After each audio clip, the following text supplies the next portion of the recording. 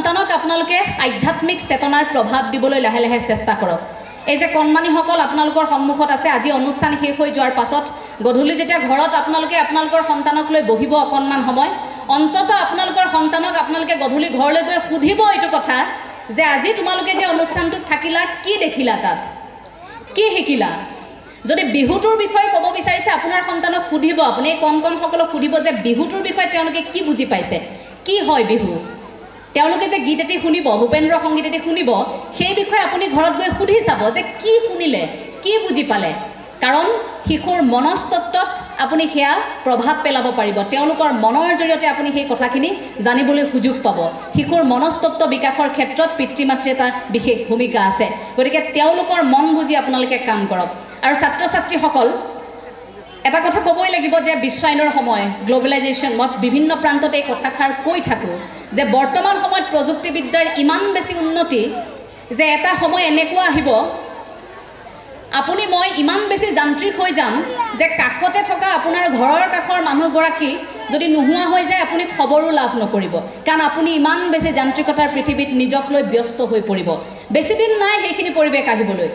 এই যে এবেগ এতিয়া পৃথিৱীখনত আমি সকলো সময়তে ব্যস্ত হৈ থাকোঁ এই যে মোবাইলটো লৈ আমি সকলো সময়ত ব্যস্ত হৈ থাকোঁ হাতত থকা এবেগ এতিয়া পৃথিৱীখনে আপুনি ক'ব নোৱাৰাকৈয়ে আপোনাক আত্মীয়ৰ পৰা আঁতৰাই আনিছে ছাত্ৰ ছাত্ৰীক পিতৃ মাতৃৰ কাষৰ পৰা আঁতৰাই আনিছে আৰু অভিভাৱকসকলে সেই কথাখিনিও মন দিব লাগিব যে সন্তানক এই সৰু সময়খিনিৰ পৰা লালন পালন কৰোঁতে আপোনালোকৰ সেই এবেগ এতিয়া পৃথিৱীখন আপোনালোকৰ পৃথিৱীত এনেকৈ সোমাবলৈ নিদিব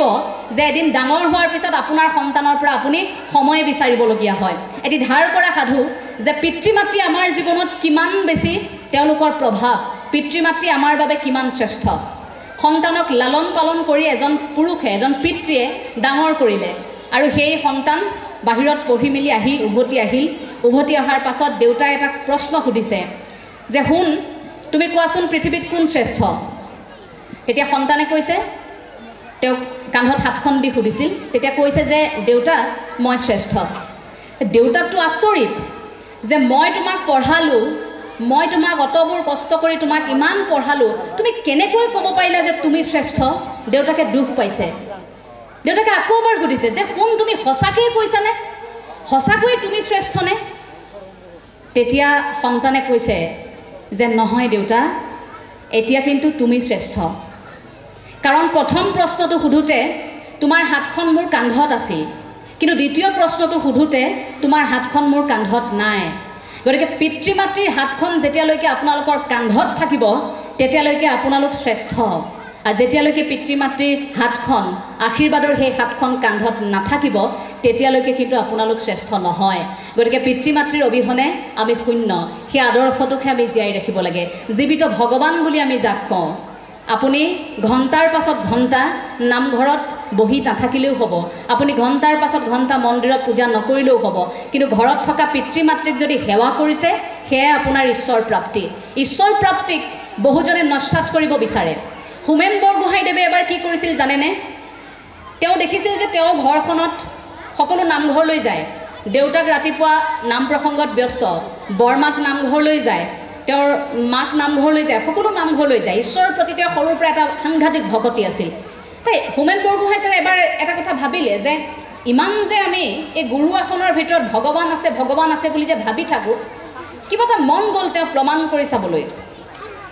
আৰু হোমেন বৰগোহাঁইদেৱে মোৰ জীৱনত ঈশ্বৰে গ্ৰন্থখনত এটা এনেকুৱা কথা লিখি থৈ গৈছিল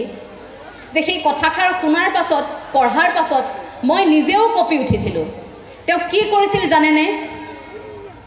তেওঁ প্ৰমাণ চাব বিচাৰিছিল যে ভগৱান আছেনে নাই হোমেন বৰগোহাঁই ছাৰে কি কৰিছিল জানে এতিয়া দুপৰীয়াৰ সময় ঘৰত কোনো নাছিল গোসাঁই ঘৰলৈ লাহেকৈ দৰ্জাখন খুলি গোসাঁই ঘৰলৈ সোমাই গৈ গোসাঁই ঘৰত সোমাই গুৰু আসনৰ সন্মুখলৈ এটা ভৰি দাঙি তেওঁ কৈছে যে ভগৱান তুমি যদি সঁচাকৈ আছা তেন্তে তুমি প্ৰমাণ দিয়া আজি মই চাম তাৰ পাছত সেই গুৰু আসনত হোমেন বৰগোহাঁই ছাৰে 3টা গুৰ মাৰিছে কথাষাৰ পঢ়ি মোৰ চকু পানী ওলাইছিল আবেগিক হৈছিলোঁ যে কেনেকৈ মানুহে কৰিব পাৰে কিন্তু হোমেন বৰগোহাঁই ছাৰে সেয়া কৰিছিল সেই ঈশ্বৰবাদৰ ধাৰণাটো কেনেকৈনো তেওঁৰ মনত আহিল কি হয় সেই জানিবৰ বাবে আচৰিত হৈ গৈছিলোঁ তেতিয়া সম্পূৰ্ণ স্পষ্ট ৰূপত লিখা আছে দেই সম্পূৰ্ণ তথ্যভিত্তিক এইটো কথা গুৰু আসনখনত যেতিয়া 3টা গুৰ মাৰিছিল তাৰ পাছত তেওঁ উভতি আহি বহুদিন এনেকুৱা হৈছিল যে ঈশ্বৰবাদৰ সেই ধাৰণাটো তেওঁৰ মনত যে শিপাইছিল সেই কথাটোৱে তেওঁক বহুদিন শান্তিৰে শুব দিয়া নাছিল তেওঁ প্ৰমাণ বিচাৰিছিল ভগৱান ওলাই আহি তাৰ পৰা প্ৰমাণ দিয়া নাই আমি যে দেখোঁ চিৰিয়েলবিলাকত আমি যে দেখোঁ চিনেমাবোৰত বা যেনেধৰণে আমি সাধু কথাবোৰ পঢ়িছিলোঁ যে ঈশ্বৰ ভকতি কৰাৰ লগে লগে চকু মুদি দিয়াৰ লগে লগে আমি যিটো যেনেধৰণে কল্পনা কৰোঁ তেনেকৈ ঈশ্বৰ সন্মুখত আহি তেওঁলোকক বৰদান দিয়া নাছিল জানো কিন্তু আজিৰ সময়ত সেয়া সম্ভৱ জানো সেয়া সম্ভৱ নহয় তেনেকৈ হোমেন বৰগোহাঁইদেৱৰ সন্মুখত আহি ঈশ্বৰে দেখা দিয়া নাছিল কিন্তু কৰ্ম জীৱনত ঈশ্বৰে তেওঁক ইমানবাৰ দেখা দিলে তেওঁ তবধ মানিছিল গতিকে ঈশ্বৰ প্ৰাপ্তি আপোনালোকৰ এনে সাধনা যি আপোনাক সন্মুখত আহি ঈশ্বৰে ধৰা নিদিয়ে গতিকে ভগৱন্তৰ ওচৰত সেই এক ঈশ্বৰবাদৰ ধাৰণাক আপুনি উপলুঙা নকৰিব নিজকে বহু সন্তানে আজিকালি বহু যুৱ প্ৰজন্মৰ ল'ৰা ছোৱালী আজিকালি ক'ব বিচাৰে নাস্তিক বুলি বৰ বেয়া পায় আধ্যাত্মিক কথা বতৰাবোৰ বেছিকৈ ক'লে তেওঁলোকে যুক্তি দিব বিচাৰে সেই কথাখিনিত কিন্তু মনত ৰাখিব বিজ্ঞানতো দৰ্শন আছে আৰু আধ্যাত্মিকতাত সেই বিজ্ঞান আছে আমাৰ প্ৰতিটো নাই নাপায়ৰ পাছত অসমীয়া সমাজৰ প্ৰতিটো নাই নাপায়ৰ পাছত কিন্তু বিজ্ঞান আছে জগতগুৰু শ্ৰীমন্ত শংকৰদেৱ গুৰুজনাই কিন্তু সেইখিনি দেখুৱাই থৈ গৈছিল কেনেকৈ যে গুৰুজনাৰ প্ৰতিটো কৰ্মৰাজি আপোনালোকে যদি চায় এই যে ৰাতিপুৱাৰ প্ৰসংগৰ পৰা আৰম্ভ কৰি গুৰুজনাই গোটেই জীৱনশৈলীটো আমাৰ আমি কেনেকৈ থাকিব লাগে কেনেকৈ কটাব লাগে এই কথাবোৰত আধ্যাত্মিকতাৰ উপৰিও সেই কথাবোৰত বিজ্ঞান মনস্ক আছিল বহুজনে নস্বাত কৰিব বিচাৰে কথাবোৰ যে মাটি আখৰাৰ প্ৰসংগটো মই কৈ থাকোঁ বিভিন্ন প্ৰান্তত এই কথাষাৰো মোক বহুতে উভতি ধৰিছিল যে আজিৰ পৰা ইমান বছৰৰ আগত য়োগা আছিল আজিৰ পৰা ইমান বছৰৰ আগত জগতগুৰু শ্ৰীমন্ত শংকৰদেৱ গুৰুজনাই মাটি আখৰা শিকাই থৈ গৈছিল কিন্তু নাজানে আজিৰ বহু অসমীয়া একো ৰামদেৱৰ যোগাসন চাইহে যোগাভ্যাস কৰে কিয় আমি সেই অভ্যাসবোৰ ৰাখিব নোৱাৰিলোঁ পুৱা নাম প্ৰসংগ কিয় সকলোৱে কৰিব নোৱাৰে যি ধৰ্মৰে আপুনি নহওক আপুনি সেই আপোনাৰ ধৰ্মৰ সৈতে জড়িত হৈ থকা দিশবোৰ আপুনি কিয় কৰিব নোৱাৰে আমি নামঘৰলৈ যাবলৈ কিয় এলাহ কৰোঁ নাম প্ৰসংগ আমাৰ বাবে শাৰীৰিক এটা ব্যায়াম আৰু সেই ব্যায়ামৰ অন্তত গুৰুজনাই যে মাহ প্ৰসাদ খাব লাগে সেই কথাটোতো কিন্তু বিজ্ঞান আছে সেই কথাটো আপোনালোকে কেতিয়াবা ভাবি চাইছেনে যে নামঘৰত মাহ প্ৰসাদৰ সলনি বেলেগটো মিঠাইও দিব পাৰিলেহেঁতেন নে যেতিয়া ভাৰত ভ্ৰমণ কৰিছিল খালী ভৰিৰে যেতিয়া ইমান দূৰ ভ্ৰমণ কৰাৰ পাছত গুৰুজনা উভতি আহি এই অসম ভূমিত যেতিয়া ভাবিছিল যে মানুহৰ মনত সেই ভক্তিবাদৰ ধাৰণাটো মই জগাই তুলিব লাগিব তাৰ বাবে মানুহক একত্ৰিত কৰিব লাগিব আৰু মানুহক কি কৰিব লাগিব সেই শাৰীৰিক ব্যায়ামৰ উপৰি তেওঁলোক সুস্বাস্থ্যৱান হৈ থাকক তাৰ বাবে মই প্ৰসাদৰ যোগান ধৰিব লাগিব আৰু সেইবাবেই সেই মাহ প্ৰসাদৰ সৃষ্টি কৰিছিল গুৰুজনাই আমি ভতুৱা বুলি ক'লে এতিয়া লাজ পাওঁ কিন্তু আমি সঁচাকৈয়ে ভতুৱা আমি খাবলৈ দিলেহে অনুষ্ঠান তাত আমি যাবলৈ ভাল পাওঁ যে কি খুৱাব আমাৰ কথাবোৰ তেনেকুৱা কি থাকিব সাংস্কৃতিক অনুষ্ঠানে আমাৰ মনবোৰ বেছি ৰঙীন কৰে সেয়াও গুৰুজনাই কৰিছিল যে চিহ্নযাত্ৰা ভাওনাৰ জৰিয়তে সকলোকে একত্ৰিত কৰি আনি কিন্তু আমি কি কৰোঁ আমি সাংস্কৃতিক অনুষ্ঠানত এনেকুৱা হয় যে আজিকালি বিহুৰ কিছুমান অনুষ্ঠান এনেকুৱা থাকে নিশা 12 বাজি পাৰ হৈ যোৱাৰ লগে লগে কোনেও গম নাপায় ডিজেৰ শব্দটো নাচি থাকে মঞ্চত কোনে কি গাইছে কাৰো কোনো ধাৰণা নাই একো বুজি নাপায় ডিজেও যদি বাজি থাকে এই ডিজিৰ শব্দটো সেই শব্দটোতো নাচি থাকিব পাৰে গতিকে আমাৰ বাবে সাংস্কৃতিক অনুষ্ঠানবোৰৰ সেই অনুভৱবোৰ তেনেকুৱাহে হৈছে আমি সংগীতৰ সোৱাদ পাহৰি গৈছোঁ আমি সাহিত্যৰ অনুষ্ঠানৰ সোৱাদ পাহৰি গৈছোঁ অতি বেছি আৱেগিকতাই আমাক অসমীয়া সমাজক লাহে লাহে কোনোবাখিনিত থুনুকা কৰি পেলাইছে সেই থুনুকা হোৱা অসমীয়া সমাজৰ সেই জৰিডাল এতিয়া আকৌ টান কৰিব লাগিব আপোনালোকৰ জৰিয়তে আপোনালোক যে ইমান নিভাজ হৈ আছে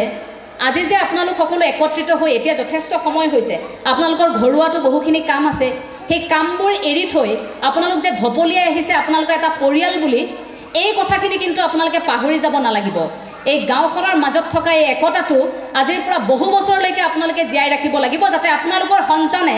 এই কথাষাৰ ক'বলৈ সাহসেৰে আগবাঢ়ি আহে যে মোৰ মা দেউতা একেলগে আছিল মোৰ বৰ্তা খুৰাৰ সৈতে গাঁওখন একেলগে আছিল আমাৰ গাঁওখন এক হৈ আছিল গতিকে আমি নতুন প্ৰজন্ম গাঁওখনৰ পৰা আঁতৰি থাকিলে নহ'ব এই শিপাডাল আপোনালোকৰ পৰা আৰম্ভ হ'ব লাগিব প্ৰণৱ কুমাৰ বৰ্মনৰ সেই গাঁও বিচাৰি যাওঁ কবিতাটো গাঁওবোৰ ক'ত আছে গাঁৱৰ পৰা বাছ ধৰি যিদিনা নগৰলৈ আহিছিলোঁ সিদিনা ভবা নাছিলোঁ গাঁওবোৰ ক'ৰবালৈ গুচি যাব অচিনাকি ক'ৰবালৈ বিচাৰি নোপোৱা ক'ৰবালৈ মাৰ হাতৰ নাৰিকলৰ লাড়ু কাগজত বন্ধা লগৰীয়াবোৰে চিঞৰিছিল নগৰত তোৰ মাৰৰ পৃথিৱীখন ইমান সৰু ঘূৰণীয়া দূৰণিৰ মাও তিলপিঠা